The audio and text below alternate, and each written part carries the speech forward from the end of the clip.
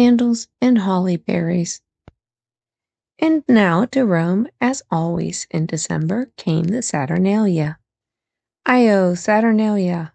That was the call that ushered in the merriest holiday of the Roman year, the hilarious, glorious mid-December festival, the Saturnalia. Io Saturnalia! That was the greeting that echoed through the holiday season, for it was in honor of Saturn, this gay carnival of Thanksgiving, good old generous Saturn, kindest and most provident of the gods. God of the rich harvest, born of earth and sky he was, who, once upon a time, so it was said, had lived and reigned on earth. During that time the world had known only prosperity and peace. Crops grew without cultivation, bins and storehouses were always full. There had been neither want nor weariness nor war in his golden age. So once every year, in memory of that happy time of old, came the glorious carefree days of Saturnalia. During those mid-December days, first 3 and later 7, no wars were ever declared, no battles fought, no criminal tried or punished. Courts were closed, schools dismissed, even the slave market was shut down. During those days, all slaves were free, as in those golden days of old when all people had been equal. Everyone, rich, poor, young, and old, joined in a glorious holiday.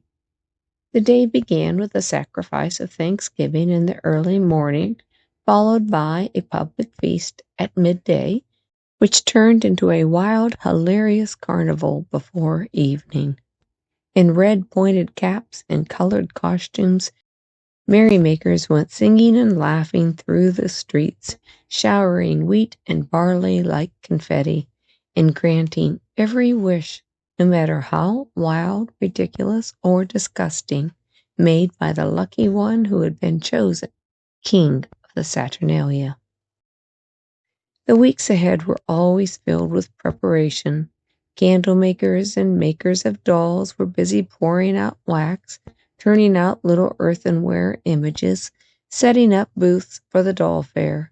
Every child would want a doll, and every house would need many candles for the Saturnalia.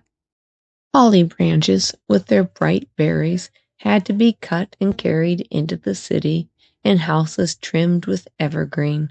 Gifts for the family and friends must be selected and wrapped, for on the second day, after a family dinner of roast young pig with all the trimmings, came an exchange of presents. How Octavia loved that part! As children, she and Octavius had always had such fun wrapping up their gifts together.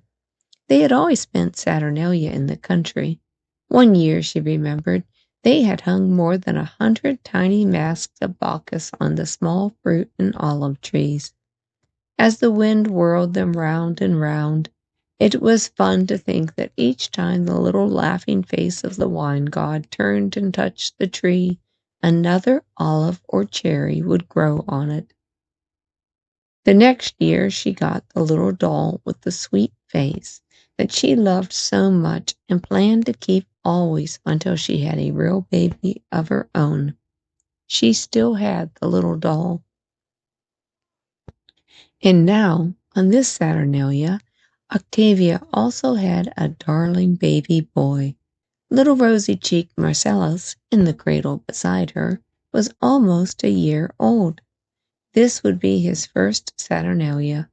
He was too little to enjoy it, but it might be fun to make him a wee red pointed cap out of a scrap of wool or silk. Some day when he was old enough, she would take him to the Forum to see the temple of Saturn and the statue of the good old god who was, she believed, the most ancient god in Rome. The statue was hollow and filled with olive oil, because olives had been so plentiful in Saturn's day. And there were ribbons of wool about his feet. Was that because the sheep gave wool in such rich abundance when he reigned on earth? She wondered. Or was it, perhaps, to try and draw him back into this unhappy world which, since he had left it, was so full of hate and poverty and war. Would he ever come back, she wondered? Would people of the world ever again live in peace and happiness together? Would there ever be another golden age?